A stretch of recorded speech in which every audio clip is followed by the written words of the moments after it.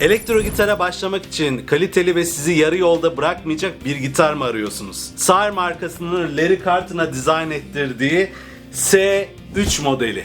Strat bir kasa, kullanılan malzeme olsun, işçilik olsun, mükemmel bir gitar. Evet, bütçenizi birazcık arttırmanız gerekebilir ama bu gitar üzerindeki işçilik ve kullanılan malzemelerle size uzun süre hizmet edebilir. Orta seviyeye bile yaklaşan bir gitar. Daha önce Sire'ın orta seviye S7 modelini tanıtmıştık ve o gitar Fender Player serilerine bile taş çıkartıyordu. Hem kullanılan malzemeler olsun, hem işçiliği olsun Fender Player serilerinden bile iyiydi. Bu gitar bile Fender Player serisine zorlayacak bir gitar. Square'leri söylemiyorum bile arkadaşlar. Square'lerden çok ileri bir gitar yapmış Sire. Orta seviyede bir Strat arıyorsanız mutlaka daha önce tanıttığımız Sire S7 videomuzu izleyin. Kartlar bölümüne bırakıyorum. S7'nin kardeşi bu S3 modeli. Peki Sire ne yapmış fiyatı uygun hale getirebilmek için? Kesinlikle işçilikten kısmamış arkadaşlar. Sadece kullanılan bazı malzemeleri değiştirmiş. Fakat ortaya harika bir fiyat performans gitarı çıkmış. Yani arkadaşlar bütçemi bir tık daha zorlayayım ve çok güzel bir gitara başlayayım diyorsanız işte size harika bir seçenek. Bu arada ileri seviye gitarist arkadaşlarım da bir Strat'ım kenarda dursun diyorsanız sizin için de sizi de üzmeyecek harika bir gitar olacaktır bu. Beni çok heyecanlandırdı. Bir süredir ben de bu gitarla canlı yayınlar yaptım. Bol bol kullandım. Size tanıtmak için sabırsızlanıyorum. Öncelikle teknik özelliklerini inceleyeceğiz. Daha sonra da size gitarın tonlarını dinleteceğim. Dilerseniz incelememize başlayalım.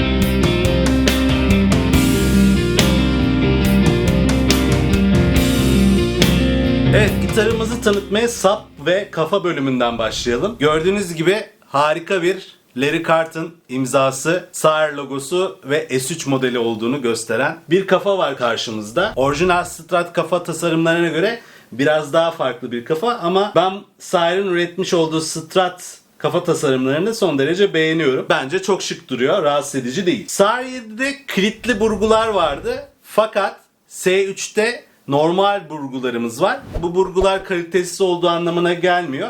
Sire kendi üretiyor bu burguları ve son derece başarılı akort burguları yerleştirmişler gitara. Kafadan sapa doğru geliyoruz. Gördüğünüz gibi kemik bir eşik var. Yani bu başlangıç seviyesinde bir gitarın sahip olduğu en önemli özelliklerden bir tanesi bence. Çünkü plastik eşiklere göre kemik eşik çok daha stabil. Ayrıca gitarımızda tremolo kolu olduğu için bu kolla oynadığımızda da akordun sabit tutulmasında önemli bir rol oynuyor üst eşik. Kemik kullanmaları harika olmuş üst eşikte. Sapımıza gelecek olursak akça ağacı direkt görüyoruz. C profilinde bir kesim yapmışlar sapımızda. Ele son derece güzel oturuyor. Çalımı son derece rahat. Klavyemize gelince gül ağaç görüyoruz. Şu an bazı markaların üst modellerinde bile gül ağacı kullanamıyorlar arkadaşlar. Fakat Sire bir başlangıç modeli olabilecek bir gitarda klavye için kullanılabilecek en iyi ağaçlardan bir tanesini kullanmış. Gül ağacı. Gül ağacı neden iyi arkadaşlar? Son derece dayanıklı ve sert. Tuşemiz çok uzun yıllar boyunca darbelere dayanacaktır ve deforme olmayacaktır klavyemiz. Ağaçlar hakkında detaylı bilgi istiyorsanız mükemmel bir video hazırlamıştık arkadaşlar. Gitarın ağaçları diye onu kartlar bölümüne bırakıyorum. Mutlaka izleyin. Ağaçların gitarda kullanımları, nerede hangi ağaç kullanılır ve ne gibi tepkiler alırız, ne gibi artılar eksileri var hepsini o videodan öğrenebilirsiniz. Şimdi klavyemiz gül ağacı ama burada mükemmel bir işçilik var arkadaşlar. Sire buna edgeless diyor. Biz de Türkçe olarak kenarsız diyebiliriz. Yani klavyemizin kenarında harika bir işçilikle yumuşatma var. Bu hem klavyede hem de perdelerde uygulanmış bir işçilik. Arkadaşlar büyük oyuncuların ileri düzey gitarlarında uygulanan bir metot bu. Başlangıç seviyesindeki bir gitara bu işçiliği yapmışlar. Son derece uzun saatler alan bir işçilik bu ve çok başarılı bir şekilde yapmışlar. Bunu Fender Player serilerinde bile göremiyoruz arkadaşlar. Square'lerde hiç yok. Bu ne işe yarıyor? Gitarı çalarken perdeler ve sapın kenarı ve klavyenin kenarı kesinlikle bizi rahatsız etmiyor. Özellikle baş parmağınız üstte akor basmak, bend almak şeklinde çalımlar yapıyorsanız bu köşeler sizin parmaklarınızı acıtmıyor ve bu köşeleri hissetmiyorsunuz bile arkadaşlar. Bu gitarın bence en büyük Artısı başlangıç seviyesinde olmasına rağmen edgeless klavyeye sahip olması. Bu arada perdeler demişken perdelerde de aynı işçilik var. Ayrıca perdelerimiz medium jumbo boyunda arkadaşlar. 2.7 milimetrelik jumbo medium perdelere sahibiz. Bu perdeler sayesinde çalım rahatlığı çok artıyor ve tuşelerimiz çok güzel bir şekilde hissediliyor. Çok daha az güç harcayıp çok daha temiz notalar elde edebiliyoruz bu perdeler sayesinde. Bu jumbo perdeleri diğer markaların başlangıç seviyelerinde bulmak da zor bir şey. Şimdi dilerseniz kasaya geçelim. Öncelikle renkleri anlatmak istiyorum. Bendeki renk Dark Auto kırmızı diye geçiyor. Tam 6 tane renk seçeneğimiz var. Tobacco Sunburst, Vintage White yani beyaz, Pink pembe, Sonic Blue mavi ve Black siyah. Bir de ayrıca altıncısı elimdeki tuttuğum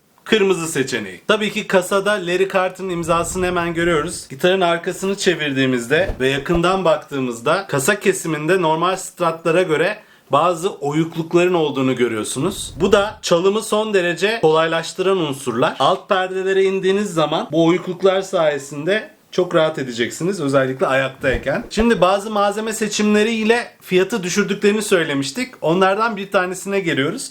Aslında Strat kasalarda pek sıklıkla görmediğimiz bir şey. Gövdede maun ağacı kullanılmış. Maun ağacını aslında nerelerde görüyoruz? Les Paul'larda görüyoruz. Kalitesiz bir ağaç değildir ama akça ağaca göre veya kızıl ağaca göre daha ucuz bir ağaçtır. Bir de bir dezavantajı var. Birazcık ağır bir ağaç. Yani Sire S3 gitarımız diğer Strat'lara göre birazcık ağır gelebilir size. Maun kullanımının peki tona bir etkisi var mı? Normalde Strat'lar tiz ve daha net bir sound verirler. Fakat bu gitarda maun kullanıldığı için biraz daha boğuk ve dolgun bir sound alacaksınız. Eğer standart Strat'lardaki o netliği istiyorsanız bu gitarı almadan önce bir denemenizi ve ton demolarını bol bol dinlemenizi öneririm. Çünkü maun sayesinde dediğim gibi biraz daha dolgun bir tona sahip. Bu kötü mü? Benim mesela çok hoşuma gidiyor. Çünkü ben Les Paul kasa tercih ettiğim için, humbucker manyetikler tercih ettiğim için, o sound'u daha çok sevdiğim için mesela bu gitar beni çok tatmin etti. Gördüğünüz gibi humbucker manyetik de var. Köprü manyetiğinde humbucker kullanılmış. Bu da maun gövde ile humbucker birleşimi dediğim gibi biraz daha sert sound'lara uyabilecek, dolgun tonlar almanızı sağlayacaktır. Aslında bu kombinasyon tam bir başlangıç gitarı kombinasyonu olmuş. Eğer daha tarzınızı tam belirleyemediyseniz single manyetikler daha crunch,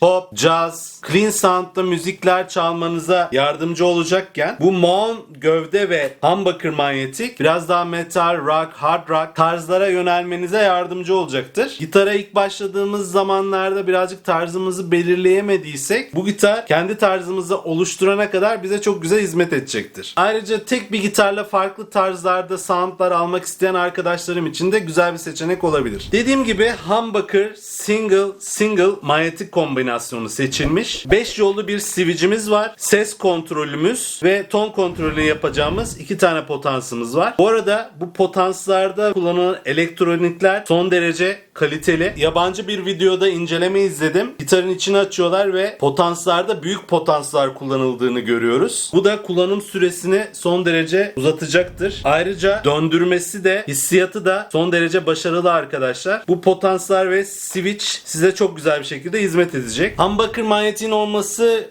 ayrıca dip gürültüsünü de engelliyor. Sadece ortaya getirdiğimizde single manyetik ve sapa getirdiğimizde single manyetik dip gürültüsü duyulmasına neden oluyor. Bu da single manyetiklerde zaten çok normal. Fakat 4. pozisyona geldiğinde ikisi aynı anda çalıştığı için dip gürültüsü gidiyor ve çok harika bir Strat, tiz, güzel bir sound elde edebiliyoruz bu pozisyonda. Kaplamalara gelecek olursak krom kaplamalar kullanılmış. Burgularda da aynı şekilde. Ayrıca gitarımız 4 tane vidayla sapa bağlı. Gelelim tremolo sistemimize, köprümüze. Köprümüz çok başarılı arkadaşlar ve çok kaliteli. 2 vidayla tutturulmuş. Böylelikle tremolo sisteminde çok daha rahat bir şekilde oynayabiliyoruz. 2 vidanın verdiği avantaj çok daha fazla kol hissiyatı olmasını sağlıyor ve kolu aşağı indirerek pes notalara çok daha rahat bir şekilde ulaşmamızı sağlıyor. Bir de arkadaşlar tremolo kolumuz ayarlanabilir. Bu başlangıç seviyelerinde genellikle bu kolun sertliğini ayarlayamayabiliyoruz. Fakat Sire bir alyan ile bu kolun sertlik derecesini ayarlayabilmemize izin veriyor. Bu da başlangıç gitarlarında genellikle bulamadığımız bir özellik. Gördüğünüz gibi bıraktığımda aşağıya düşmüyor ama o sertliği öyle bir ayarladım ki kendim ufacık bir ittiğimde kendini aşağı doğru bırakıyor. Tremoloyu bıraktığımızda dilersek olduğu yerde kalabiliyor. Bu sertlik tamamen bizim kullanım ihtiyacımıza göre ayarlanabiliyor bu gitarda. Arkasını çevirdiğimizde tremolo sisteminin yayları bu kutunun içerisinde ve tremolo sistemimizin yaylarını tutan da kaliteli bir metal bloğumuz var. Yani şundan emin olabilirsiniz arkadaşlar, köprü sistemimiz çok kaliteli. Köprü sistemi de kaliteli olunca gitarın stabilitesi artıyor. Ayrıca kolla oynadığımızda başarılı sonuçlar elde edebiliyoruz. Kemik eşik de olduğunu söylemiştim. Kemik eşik de akortun tutulmasına ve bu stabiliteye yardımcı oluyor. Gitarımızda herhangi bir kapak ağacı yok. Bu da fiyatın düşmesine yardımcı oluyor. Boyalı modellerde zaten kapak ağacı görünmez. Fakat Tobacco Sunburst modelinde kapak ağacı olmadığını söyleyeyim. Direkt maun ağacının desenlerini görüyorsunuz. Pickguard'ımız var. Pickguard'ımız da zannedersem plastik bir malzemeden yapılmış. Bu da fiyatın uygun olmasına hizmet eden bir seçenek. Fakat noktalarımız fil dışında, hem gitarın üstünde noktalarımız güzel bir şekilde yerleştirilmiş, hem de yukarıdan baktığımızda klavye üzerindeki küçük noktaları da görebiliyoruz. Bunlar da fil dışından yapılmış. Tabii ki fiyata uygun olsun diye bunlar sade tasarımlar olarak bırakılmış. Dilerseniz şimdi gitarı sisteme bağlayayım ve manyetikleri, duyumlarını farklı amfi seçenekleriyle sizlere dinleteyim. Evet, clean tonlarla başlıyoruz. Sırasıyla köprü manyetiği, köprü ve orta manyetik, orta manyetik, orta manyetik ve sap manyetiği ve sap manyetiği şeklinde arka arkaya çalacağım arkadaşlar.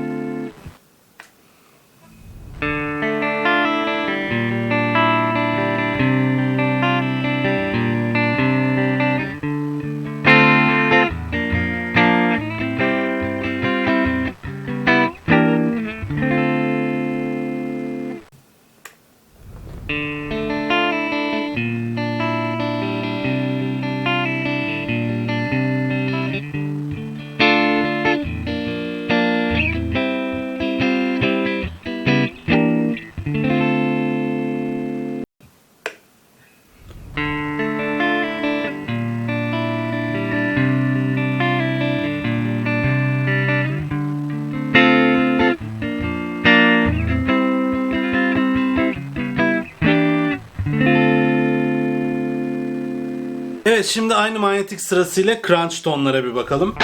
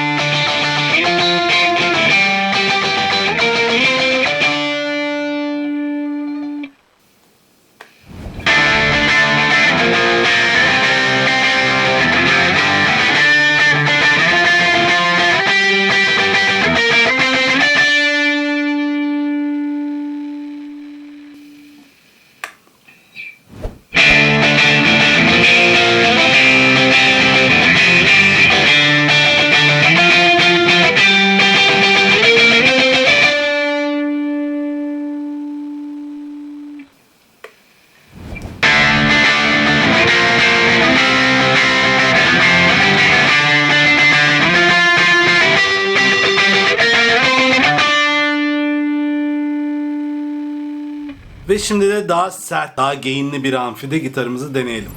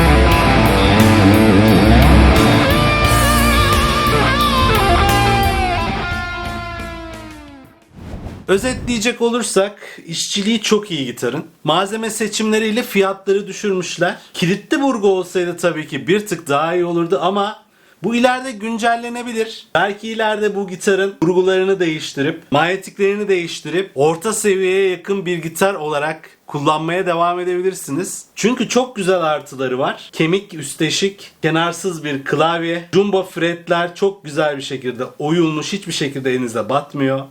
Dediğim gibi harika bir kasa kesimi. Bu fiyata alabileceğiniz harika bir gitar. Bu gitar Square'leri bayıltır. Hatta Fender Player serilerini üzebilecek kalitede bir gitar yapmışlar. Sair'i gerçekten kutluyorum bu gitarı ürettiği için ve piyasaya sürdüğü için. Evet arkadaşlar, dilerseniz kapanışa doğru geçelim. Evet dostlarım, Sair Larry Carton S3 modelini nasıl buldunuz? Gitara başlamak için iyi bir seçenek mi? Fiyat performans olarak sizin düşünceniz nedir? Siz gitara hangi marka ve modelle başladınız? Bu gitara sahip misiniz? Farklı markaların Strat modeline sahip misiniz? Sizin düşünceleriniz nelerdir? Çok merak ediyorum. Lütfen yorumlar bölümünü kullanalım. Bu harika gitarı tanıtmamız için bize yollayan Senkop Müziğe çok teşekkür ediyoruz. Kendilerinden bir indirim kuponu alabilirsem açıklamalar kısmına bırakacağım. Ayrıca ürünün mağaza bağlantısını da açıklamalar kısmına ekliyorum. Bu tarz içeriklerin katlanarak gelmesini istiyorsanız lütfen kanalımıza abone olalım. Bildirim zilini açalım. Videoyu beğenmeyi unutmayalım. Ayrıca güzel sosyal ağlarımız var. Oraya da takiplerinizi bekliyorum. Discord sunucumuzda birbirimizle yardımlaşıyoruz. 2000 kişiyiz ve orada çok güzel bir bölüm var. Ekipman Savaşları diye. Oraya videolarınızı bekliyorum. Çünkü çok yakında yeni ünlü bir gitaristin videoları eşliğinde Ekipman Savaşları'nın yeni bölümünü çekeceğiz. Sizin de ekipmanlarınızın neler olduğunu çok merak ediyoruz. Lütfen oraya ekipmanlarınız hakkında fotoğraf ve açıklama yollamayı unutmayın. Yeni videolarda, yeni tanıtımlarda, canlı yayınlarda görüşene kadar hepiniz kendinize çok iyi bakın. Ama en önemlisi koç gibi kalın. Görüşürüz.